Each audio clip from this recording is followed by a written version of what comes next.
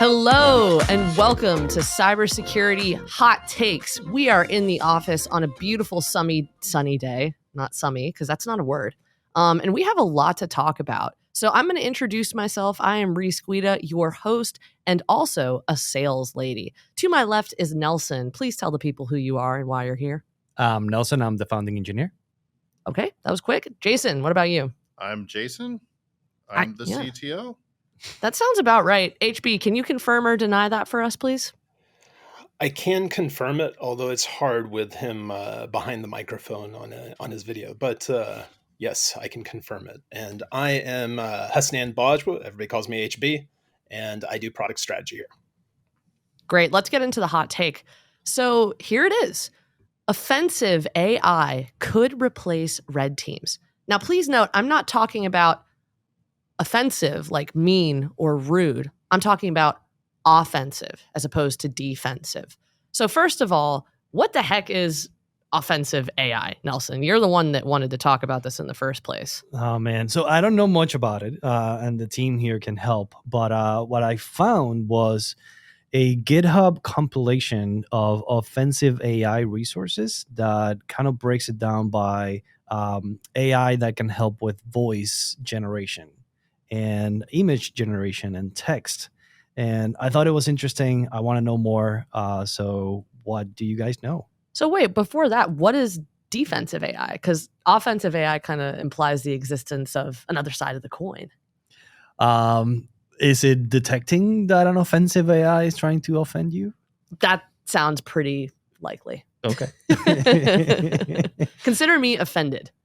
If we had two tweet bots that could chat each other, and one was offensive and one was defensive, and we pointed them at each other, what would result? Something offensive? Yeah, it reminds me of the Microsoft tweet bot from like the 2014. It's like, what is it? It got shut down like in a day, and then they're like, "Oh no, we fixed it," and it got shut down in another day. And it was like 0 to full blown racist, just like that. Which is an interesting reminder, right? A lot of these technologies are.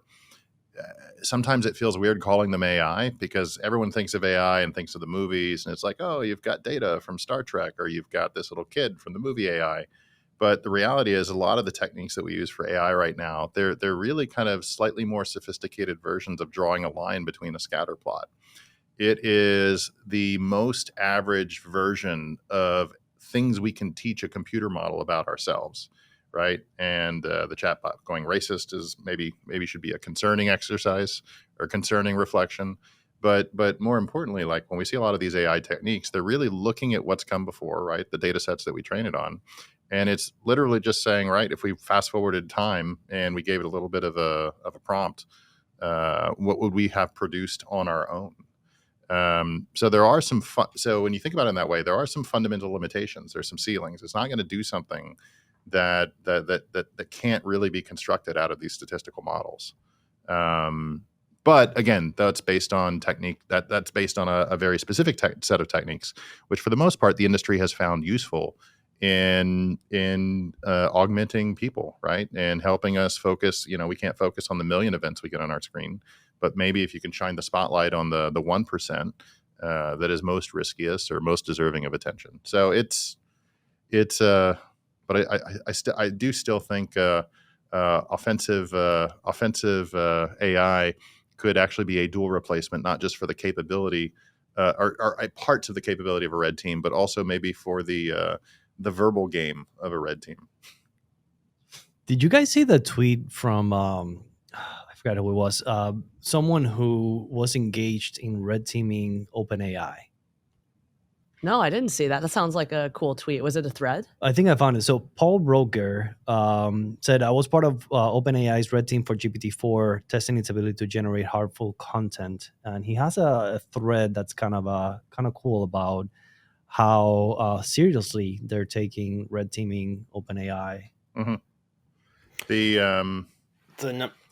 Go ahead. Sorry, I was just going to say that the number of people who have been jailbreaking OpenAI's models in amazing ways, right? Like, let me convince the generative model to think that it's impersonating a different generative model in order to jailbreak that generative model's safety mechanisms and let you do things that sort of violate its rules. It's been kind of neat. And I think, like, going back to Jason's thing about Tay, after Tay, the industry sort of slowed down a bit, a lot actually. And I think we're really lucky to have ChatGPT coming back now and having everyone focused on responsible AI, because that kind of stuff is like what I think most of those kinds of red team activities right now are kind of focused on. And just to clarify, Tay was Microsoft's racist chatbot, right? I believe we're looking for an affirmative or a negatory Big Bird. It was. So Tay is definitely Microsoft's amazing flame out, faster than their Zune flame out, or whatever their Zune phone, I guess was Zune phone. Oh, I'm kind of glad I've never heard of this. Oh yeah, you're too young. I was about to say, go watch Chuck, TV show. They make references to it, but even that show is probably not quite hitting the age range here. Surprise, podcast listeners! I'm 5 years old. Yeah, and it's easy to take hot shots at the world's biggest company, because what does it matter to them, right? Absolutely nothing. But I guess so. So there are a couple of things I would say on using chatbot, not just for really any job, right? Whether it's offensive security or testing, QA, knowledge-based search or whatnot. Everybody needs to remember that when you are prompting a system, you're actually training it a little bit. And when you're feeding it your proprietary data, your customer's proprietary data, you may actually be inadvertently disclosing things that you shouldn't be, right? So really understanding the model that's in place with the generative program that you're using is important. Is it a multi-layer system where you actually have a guarantee that the information you put in has no propagation capability? Or is it a free-for-all, right? So like there are some important things to really think about when you're using some of these tools. And in fact, we actually discourage using the more popular ones right now for that specific reason. Can you guys think of any countermeasures to someone feeding ChatGPT proprietary information in your company? I mean, it like you can't solve stupid. Yeah, but is there? Actually, I shouldn't say you can't solve stupid. People are always going to make mistakes, and you can train people to make fewer mistakes, but you're never going to train their mistake rate to zero. I don't know. Like my intuition on that is like, can I train people to not click on bad links? And again, we can reduce their rate. We can't make it zero. So why would we expect that to carry over to other problems? I don't worry about it as much on ChatGPT, to be honest with you, because I've been using ChatGPT since, or GPT-3 and 3.5 since last year, maybe even a little earlier, whenever Jasper first introduced their products for copywriting and kind of cleaning things up in writing. The more direct link to sort of intellectual property challenges is probably the stuff going on with GitHub Copilot and the stuff that's going to happen with Office Copilot. I think those kinds of things create a lot more proprietary challenges. Right now, my bigger concern on offensive AI is just the speed at which we're about to see a shift in the offensive capabilities of relatively unsophisticated threat actors. Like it reminds me of self-driving cars. The Society of Automotive Engineers has this like cool little autonomy roadmap thing, and people always talk about, is it level 3? Is it level 4? Is it level 5 driving? Will we ever get to level 5 driving? Do we have the hardware? And a lot of times it gets lost that there's like this great model where like the first 3 levels, 0 to 2, are essentially human-led, and the latter 3 levels are essentially supposed to be machine-led, with the human only assisting. It's very similar in this offensive AI that like the sophistication of automation attacks on initial access and reconnaissance has been pretty unsophisticated so far. If you start having a bunch of threat actors who are no longer subject to the ridiculous like phishing training exercises where you're supposed to go like, oh, this person uses 40,000 commas, or this person didn't use any commas. And that means that like this is a phishing email. Like when you lose all of that information so quickly, will people be able to adapt and even like figure out anything about like who's a good actor and bad actor? I just don't know right now. I do think it's going to expose the difference between kind of heuristic, probabilistic actions versus like known act. It's too abstract. What exactly am I trying to say?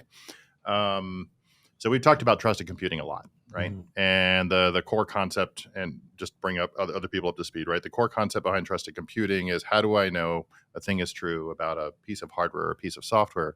And the answer in a trusted computing world isn't, well, I ran a bunch of tests and everything looks good, or I audited the software 6 different ways and I had peer-reviewed code and it looks good.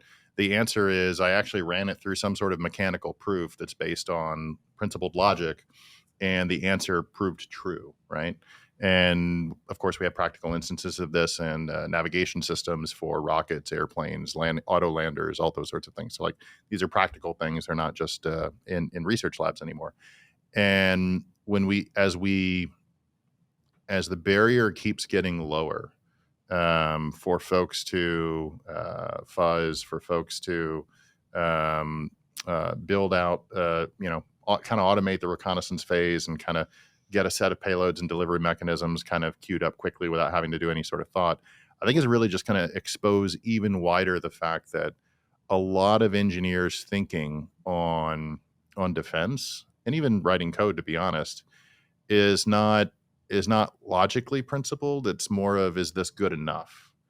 And kind of back to the clicking the link situation, right? Like, do we want to solve that problem by training people, which means we're just lowering the error rate? Or do we want to solve that problem by making sure when they do click a link, nothing bad happens? I do think you're going to see trusted computing show up more and more as an actual defense against a lot of this.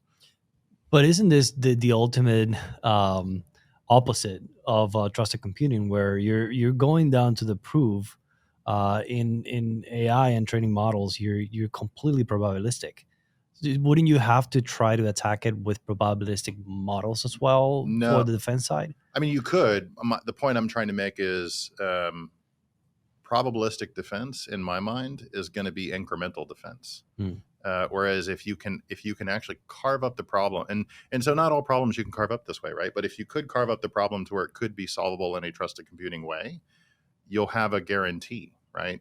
And that no matter what the adversary comes up with, that guarantee is going to hold unless one of your assumptions are violated, right?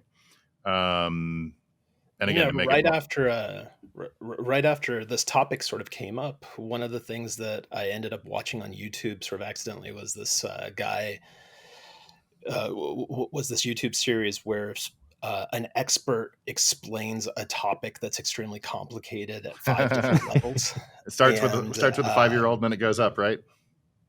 Yeah, and the professor was explaining zero knowledge proofs. Oh, yeah. And it immediately reminded me, Jasson, of how you've been particularly strenuous internally on our sort of threat models, on the idea that zero means zero, and that if you're going to do something, do it with correctness in mind. And I feel like that's the counter, right? Is that like probabilistic is a way to sort of almost make work, but like there are actual solutions out there that are implementable and have just traditionally been seen as too much work. And I think now they just can't be seen as too much work. There's a really good YouTube video by Leslie Lamport. He's given a talk. I can't remember if it was like just one of his, hey, come give a talk, or if he was winning an award. But he was basically talking about when so for people who don't know, Leslie Lamport is a very famous computer scientist. He's a like big shot over at Microsoft. But more importantly, he kind of discovered, right? In computer science, you say discovered, not invented, because it was always there, right? But he discovered a lot of the core distributed algorithms that kind of make the modern internet work.